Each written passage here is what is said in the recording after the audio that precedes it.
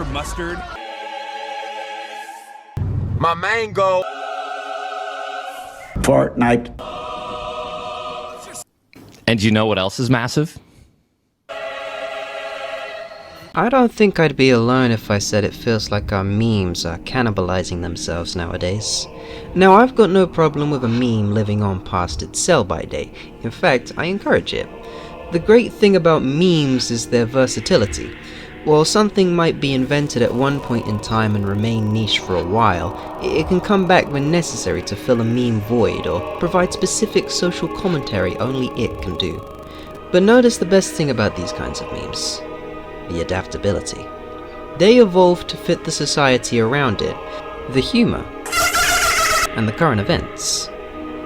What I'm talking about today is not these versatile, transient memes that provide value years after their inception. I'm talking about memes that are evolutionary dead ends. I'm talking about memes that are just cannibalizing themselves for the sake of it. Like an Ouroboros? Sort of, yes. So, what can these memes tell us about the current state of our meme culture? I don't know. Let's find out! I'm Lil Crispy. I am Gloom. And welcome to Memology in Depth.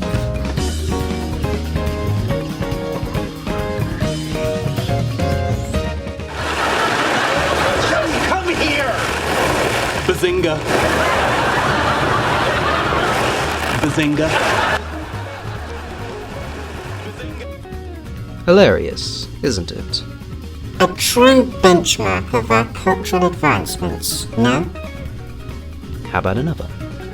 Did I do that? How humorous. And again. Ay, caramba! Idly hope. Excellent. And again, and again, and over. Is this funny yet? Do you find this entertaining? I mean, sure, I'm taking the clips out of context, it's not exactly a fair comparison, but, you know, what are these even supposed to mean? Bazinga.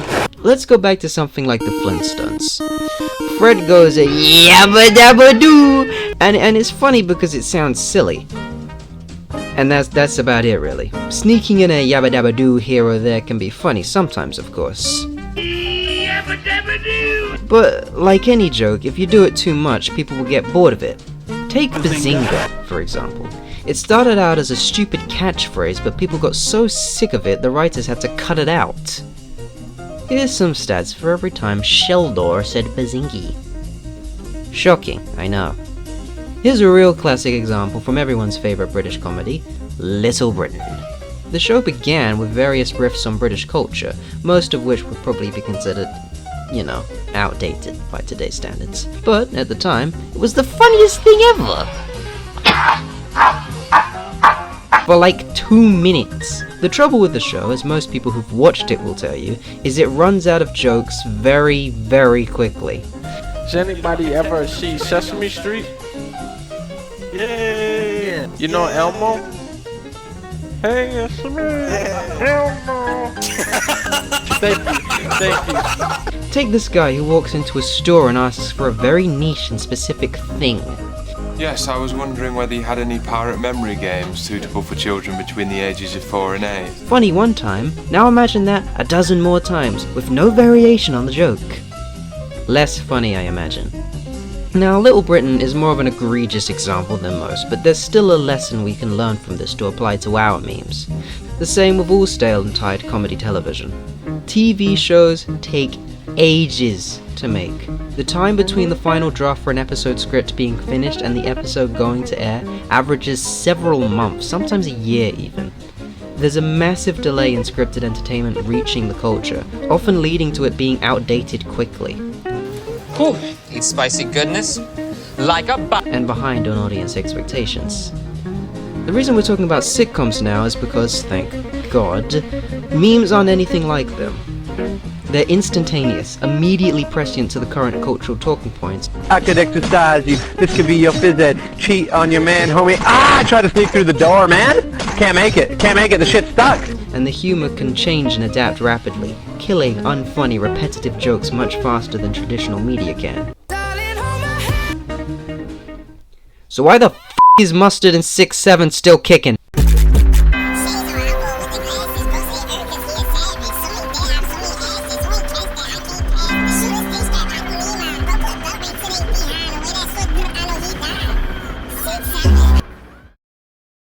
For this pageant, and there was a kid, couldn't have been more than 6, 7 tops. Than 6, 7. Alright, that's enough. Look, I'm not gonna spend a second more on this segment than I can reasonably get away with, because this shit just genuinely has me baffled, bewildered, and bemused, and I don't even know what bemused means.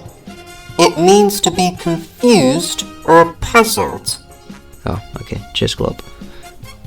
Anyway, 6'7" came from a random ad-lib from the song Doot Doot by Skrilla, and the fact that he just kind of said 6'7" out of context halfway through the song led it to kind of just blowing up as a random thing to say, I think. I don't know. I really did not do my research on this, and you can't make me. Well, yeah, there ain't really much more to it than that.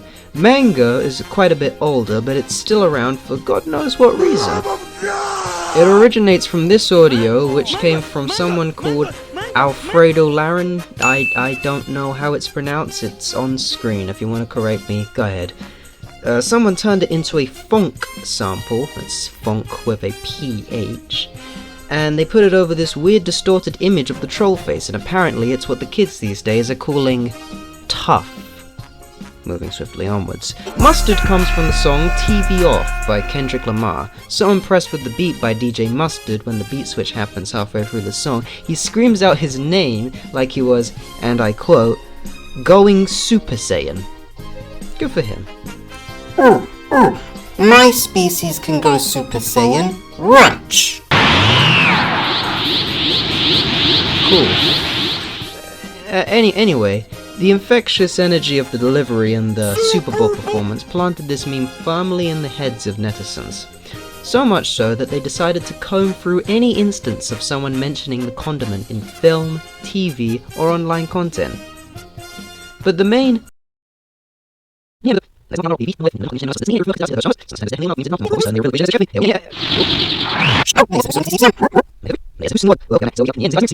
DJ Mustard.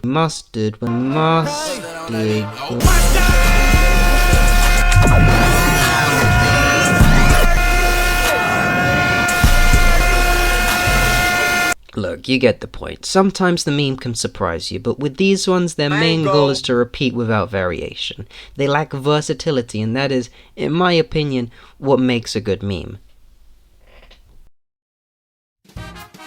Some memes are useful, others are shit. Some memes were forged in the depths of a Hawaiian volcano by genetically engineered termites, escaped through the shoddy ventilation installed for $5 and a firm handshake, found its way to Lithuania and stumbled to the door of a kindly old grandma. Then it was nursed and fed back to health, sent to the heart of Germany, and announced loudly and proudly that it was taking over the internet, and that's only a slight exaggeration. This goddamn Chad versus loser meme created the modern internet discourse, and although we use the GigaChads variation more commonly now, this image still pops up here and there like an overly athletic grandpa still running marathons around the stunted memes of the day. I'm 4 years old. You are the youngest person ever. Reaction images from reality and fiction, they can always be used, staying dormant for large swaths of time but resurfacing when a super niche scenario hits the meme cycle again. Let's have a look at the Subway sandwich meme. I like to call this one the meme of Theseus. Indeed, Glob, indeed. Here's the original. Dudes be like, Subway sucks. You made the sandwich! And then somebody decided this could be used to describe a specific situation, so it became this blank format, and now it pretty much bears no resemblance to the original image, but can be whipped out at any moment to call out hypocritical or paradoxical behaviors. There's plenty more of these, but I'm hoping you've gotten the point by now. Memes don't have to die, if they're good enough. So let's go through some that were rather large once upon a time and went extinct due to their evolutionary inadequacy. Skibbity Toilet Riz Gat in Ohio. Anybody still saying this in Big 25? No, of course not. Now it's dworking, digging in your butt twin, or something else. Whatever the hell people are saying now. A completely throwaway meme that could change on a dime depending on what the new brain rot lingo is going around in the day and age. These types of memes are funny to me because they're almost completely replaceable. Their existence is not based on them being a point of cultural interest, rather it's based on the reaction to the linguistic whirlwind they cause and the confusion surrounding it. The same happened to Getting Wrecked, that's now mocked or diffed. Rage comics are now Wojaks. Ruffle is just the skull emoji, and observational memes went from light trivialities, advice animals, that kind of thing, to long-winded paragraphs about the state of our lives and the world, fear, loathing, anger, hope, joy, disgust, apathy. Any strong, visceral emotion is now summoned by our memes.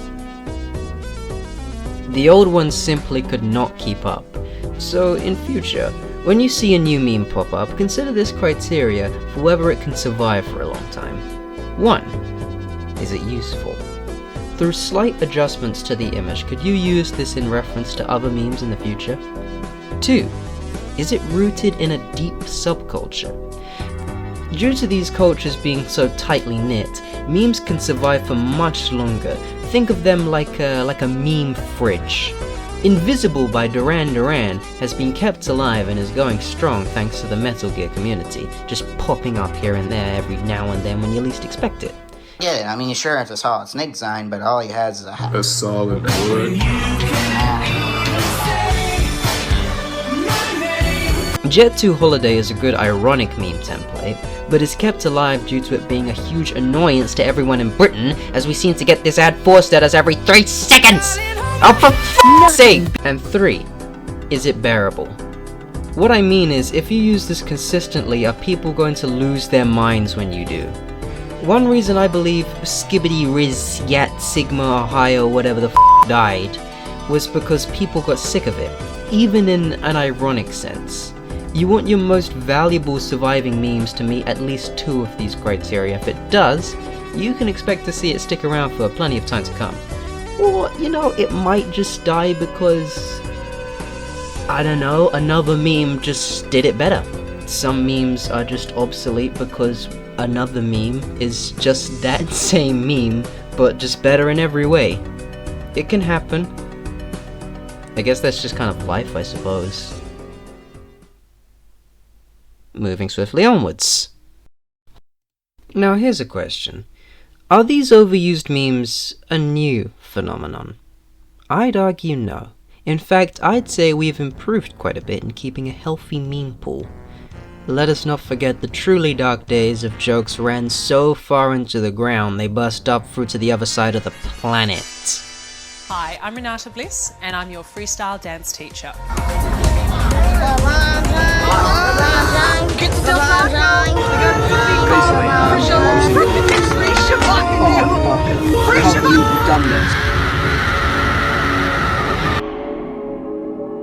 Okay, to start off with some fairness, there was some creativity in delivery. Many jokes revolved around looping back to that specific joke after a long-winded segment, but the punchline was always the same, and people were eating it up. Mama! What? Perhaps it's this monotony that has birthed our more modern sensibilities when it comes to monotonous memes that repeat ad infinitum. So scared of repeating the mistakes of Vine, we overcorrected and made fun of our own overusage of the memes perhaps. Thinking about those older memes that just went on repeat forever with virtually zero variation, when you compare them to mustard, 6-7, mango, whatever, the meme is completely self-aware. Yeah, it started as a stupid repetitive joke, but the punchline became meta, sneaking it in when you least expect it and catching you off guard or playing with your expectations. Agreed, Cyborg. This tangy yellow beverage is truly delightful. Starfire? That's mustard. Every time Kendrick yelled mustard, it got more distorted and loud. You could barely even decipher it by the end. compare that to... You get the clear sense that these memes understand very well they're repetitive, and are in a way rebelling against themselves. While we have these repetitive memes, they're an oddity that we can laugh at here and there, and then go back to our regularly scheduled meme diet. In the past, this was pretty much all we had, like starving Victorian children, you know, like scrounging around for like a tiny little morsel of Please, sir, I want some Caleb City. No! You gotta have your king back and you gotta like it! Vine was so terrible, man. Oh my god. Looking back on it, I realized these repetitive memes nowadays are pretty much a mockery of the old style of just saying over and over and having people go nuts. I guess you could say we've come full circle. Like an Ouroboros. Aye, like an Ouroboros globe. All memes are repetitive, but there is a reason for that repetition. We use this meme because it can evolve and provide use for a long time. We used the Not Like Us meme because it was a big cultural moment. It started genuinely but devolved into a mockery of itself. Kendrick Lamar versus the adenosine triphosphate cycle. Woke up looking for the broccoli, hot key, keep a horn on me, that could my C, IP, ownership, the blueprint is by me. Think about them like this. Could you explain these to your grandma? Not what it is specifically, but what it's trying to communicate and how. The branching paths meme is simple and endearing. Not Like Us is just so many layers of an inside joke. There's pretty much nothing actually inside it anymore. It's been suffocated, like a lasagna with too many layers. But we're not force-fed them anymore. The memescape is large enough for us all to have a decent meme here and there. I, for one, can put up with a 6-7 and a mustard for a few weeks, and if you can't, fret not, for they'll be gone before you know it. Hell, if I'm slow making this video by the time you watch this, you might have already forgot they exist. I'll tell you what, there is one Kendrick song I wouldn't mind getting big again. Oh yeah, what's that one? Nigga, why you babysitting on 2 or 3 shots? I'ma show you how to turn it up a notch. First you got a swimming pool full of liquor, then you dive in it. Pool full of liquor, then you dive in it. Well, who would've thunk it? Who? Not me. Not me, that's for damn sure. I said I was gonna get a video in 2 weeks, and I actually did. I'm genuinely surprised that I was able to do this, so, yeah. Thank you for putting up with my, slowness and lack of professionalism. More videos in the works. I've got another idea in the works, and that sounds pretty good, but I haven't scripted it yet, so that's not gonna take 2 weeks. That's gonna take a little bit longer, but it's definitely going. It's a thing. Somebody told me I've got to remember to say like and subscribe at the end, but I feel like it's a bit redundant, because if you like the video, I guess you'd just like the video of your own free will, and if you like the content, you'd subscribe of your own free will. But I'm not asking you, I'm telling you, you've got to press the like and subscribe button. Yeah, don't feel compelled to like and subscribe. If you want to watch it, just watch it. Shh.